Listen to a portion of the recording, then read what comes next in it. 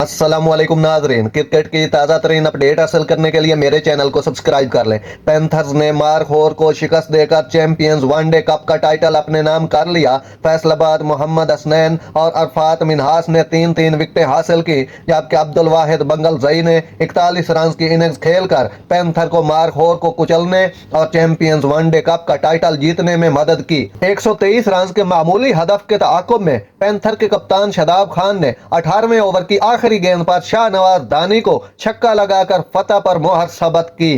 Panther ने उमर सिद्दीक और अब्दुल वाहिद बंगलजई के दरमियान 51 रन की ओपनिंग स्टैंड के साथ ताक़ुब का मजबूत आगाज किया, ताहम शाहनवाज ने उनकी पेशरफ्त को रोक दिया। उस्मान खान भी अगले ओवर में एक चौके और एक छक्के की मदद से 8 गेंदों पर 13 रन बनाने के बाद आकिफ का शिकार हुए।